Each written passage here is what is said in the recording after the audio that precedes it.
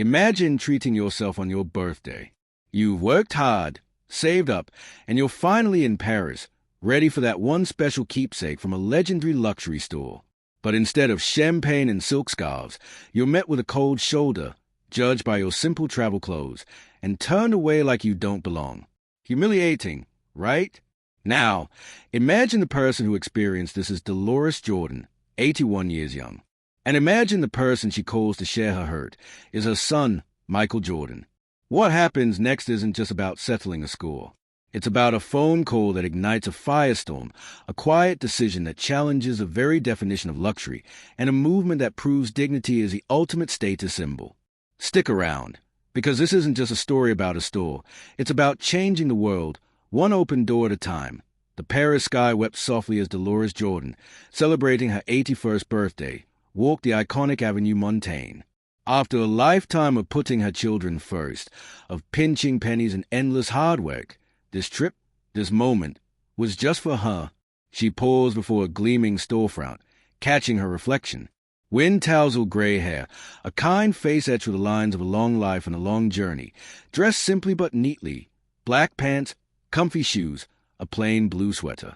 Nothing fancy, she murmured with a soft smile, but clean. Before her stood Belaya, the pinnacle of Parisian luxury, a name whispered by movie stars, frequented by royalty, dripping with an exclusivity that felt almost intimidating. Dolores clutched her purse, a little flutter in her stomach. She wasn't after extravagance, just a small memento, perhaps a silk scarf, to mark this milestone birthday in the City of Lights. She approached the entrance, golden handles gleaming even under the gray sky. Standing guard was a tall man in an impeccable black suit, name tag reading Vincent. His eyes, sharp and assessing, swept over everyone. He flashed a brilliant, practiced smile as a wealthy couple, dripping in diamonds and designer bags, approached. "Welcome to Belaya, monsieur, madam," he purred, bowing deeply as he held the door. Dolores reached the entrance just as the couple disappeared inside. She took a breath, ready to step into the world she'd saved for. But Vincent's smile evaporated. His eyes narrowed, taking in her worn walking shoes, her simple sweater, her travel-weary appearance. Before she could utter a word, he physically blocked her path. "I'm sorry, madam," he stated, his voice suddenly cold, devoid of the warmth he'd shown moments before. "We are closed for a private event today." Dolores blinked. "But those people just went inside," she asked, gesturing toward the couple now browsing within. Through the pristine glass, she could see the store bustling with shoppers. Vincent's expression hardened into a mask of disdain. "They are on the special guest list, madam." Just then, another elegantly dressed woman walked up, and Vincent simply stepped aside, allowing her entry without a word. "I just wanted to buy a small gift." Dolores tried again, her voice quiet but steady. "It's my birthday." Vincent raised a condescending eyebrow, his gaze lingering on her clothes. "Perhaps another establishment would be more appropriate for your budget. Madam, may I suggest the tourist shops near the river?" Heat flooded Dolores's face. In that instant, the decades melted away. She wasn't just an 81-year-old woman being slighted. She felt like that young, struggling single mother again, constantly judged, perpetually underestimated, deemed unworthy by the world's gatekeepers. Inside Belaya, a young employee named Zara watched, her stomach twisting. She'd seen Vincent do this before, enforcing the unspoken look wealthy or stay out policy. But something about this woman's quiet dignity struck her. "Shouldn't we?" Zara whispered to her supervisor, who immediately shut her down. "Mind your section, Zara. Vincent knows who belongs here." Outside, Dolores straightened her spine. Decades of overcoming adversity had taught her resilience. "Tays wouldn't fall here."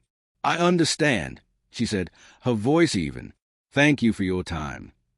She toned, walking away with her head held high, just as the rain began to fall in earnest, mingling with the unshed tears on her cheek. She didn't hurry. There was just a quiet hotel room waiting, and the prospect of another birthday spent feeling like an outsider. Back inside Belaya, Zara watched the elegant older woman disappear into the downpour. She wanted to run after her, offer an umbrella, apologize for Vincent's cruelty, but fear paralyzed her. This job paid the bills. Vincent, meanwhile, returned to his post, a smug look returning. Imagine, he muttered to a colleague, trying to get in here dressed like that. Exclusivity is everything. Zara looked away, smoothing a silk scarf that cost more than her entire month's rent, the soft luxury feeling suddenly cold and meaningless that I in her modest hotel room. Dolores changed out of her damp clothes. The tears she held back at the store finally escaped as she looked out at the Rain Street Parisian skyline.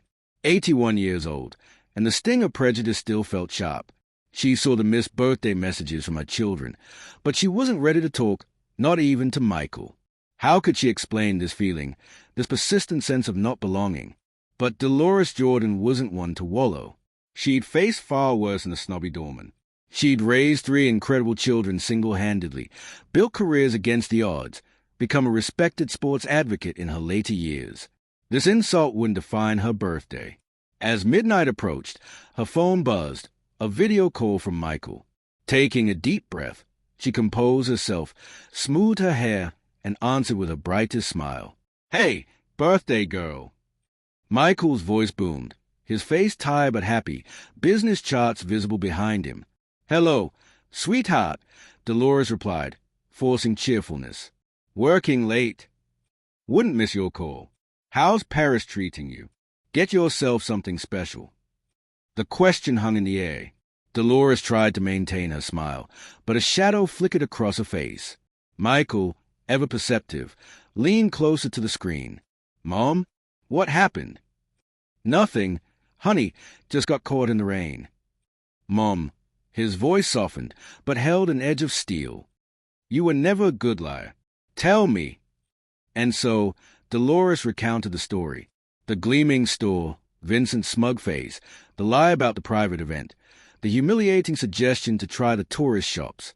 "I felt like I was 30 again," she admitted, a touch of the old hurt creeping into her voice. "Worn-out shoes, 3 hungry kids, judged by everyone. Isn't that ridiculous?" Michael listened silently, his easy smile gone, replaced by a focused intensity Dolores knew well. It was a calm before the storm, the look he got when his determination kicked into high gear. "What was the store's name again, Mom?" he asked quietly. "Belia, on Avenue Montaigne." "But Michael, please don't." "And the doorman's name?" "Vincent, I think." "Sweetheart, it's really not worth making a fuss." But Michael's eyes had that faraway look, his mind already formulating a plan. Dolores had seen it before, when he decided to revolutionize basketball sneakers, when he built his business empire. "Michael," she said firmly, "promise me you won't do anything dramatic." He smiled, but it didn't quite reach his eyes. "I promise I won't do anything to embarrass my mother." Not the promise she wanted, but the only one she'd get. They chatted about lighter things before hanging up, but Dolores felt a familiar unease. She pulled out an old photo album, pictures of her children, young Michael standing protectively beside her after an angry landlord encounter, that same determined look already present. "What are you planning now, my boy?" she whispered. The next morning, Michael Jordan was in his office before sunrise. "Theo," he said to his surprised assistant, "I need everything you can find on a luxury store in Paris." "Belia." Theo, recognizing the focused determination mode, simply nodded and got to work. Hours later, he returned. "Belia, owned by Lux Heritage," he reported. "Flagship store on Avenue Montaigne. They don't own the building, though. Managed by a Monaco real estate firm." Michael absorbed the information. "Call the firm in Monaco. Tell them I want to make an offer." "For the whole building, Mr. Jordan." Theo stammered. "The whole building," Michael confirmed.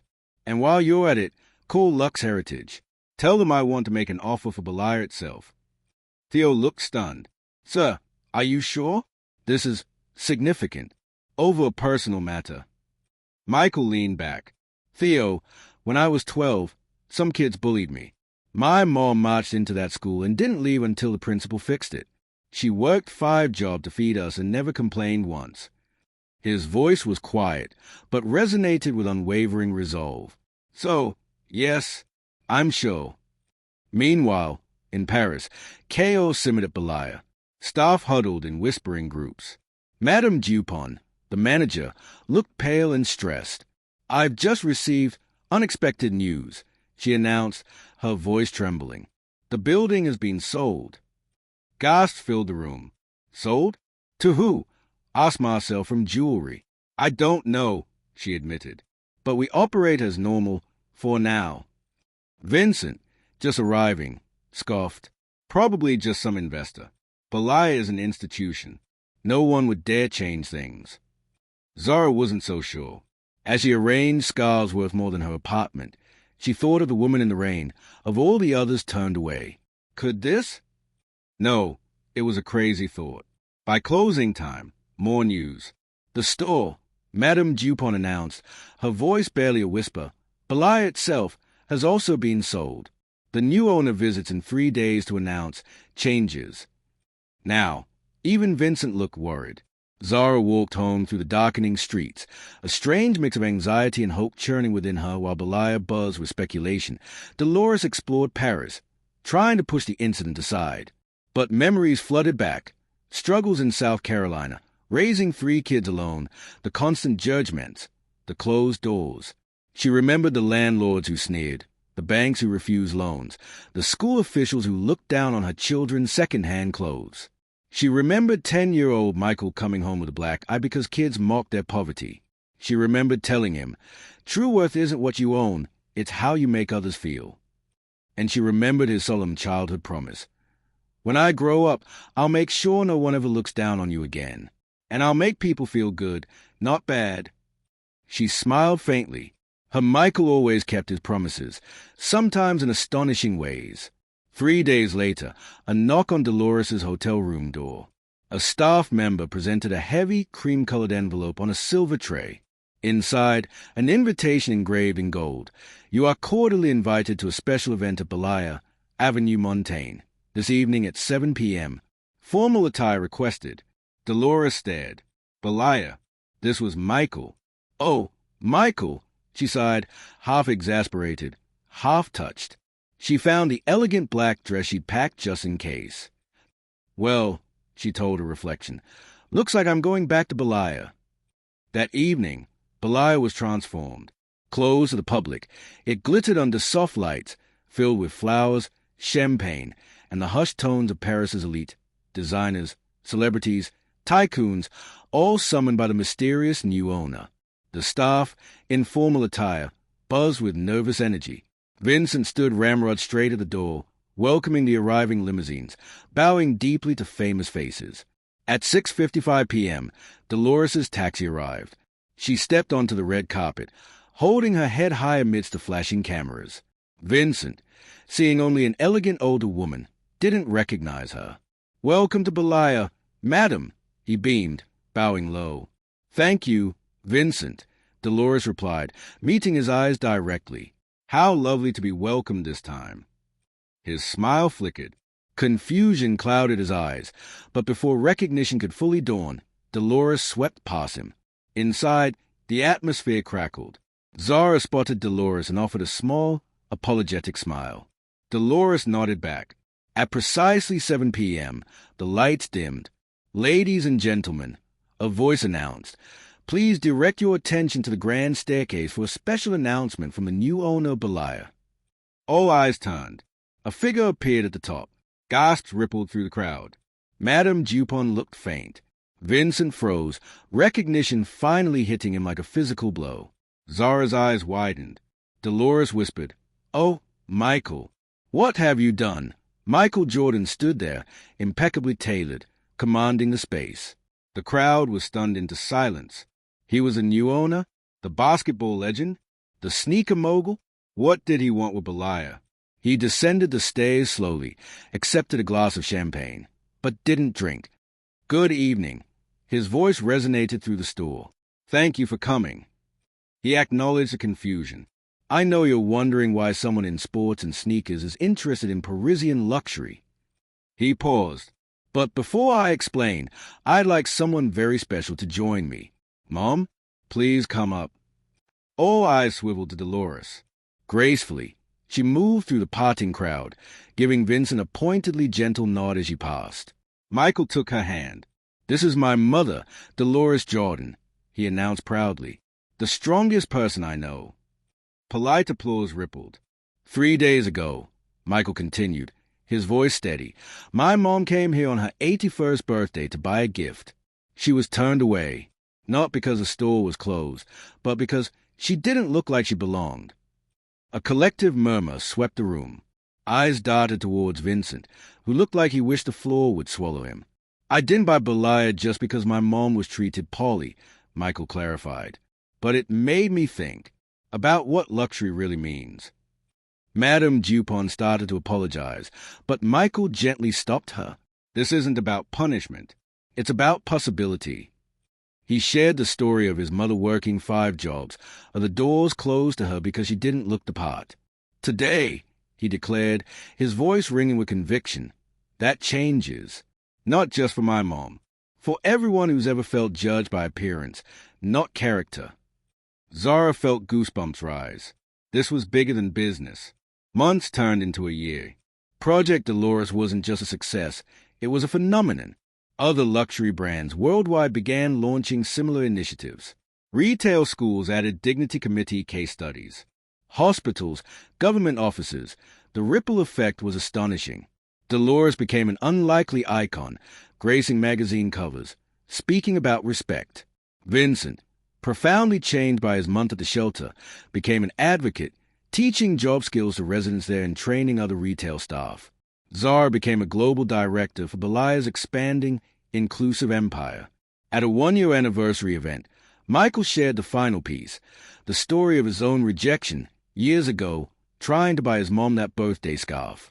The promise he made to himself then, fueled by her sacrifice. Project Dolores, he explained, tears in his eyes as he looked at his mother, isn't just named for my mom. It's a fulfillment of a promise I made because of her. He then announced a $100 million Dignity Foundation, dedicated to transforming other spaces where judgment overshadows character. Later, standing with Dolores at the entrance where it all began, Michael reflected, "You walking away with dignity that day, that's what started this." Dolores smiled, adjusting the Belia scarf she now wore, a symbol of the movement. "The door we opened, Michael," she said, "it isn't just for me. It's for everyone who ever felt they didn't belong."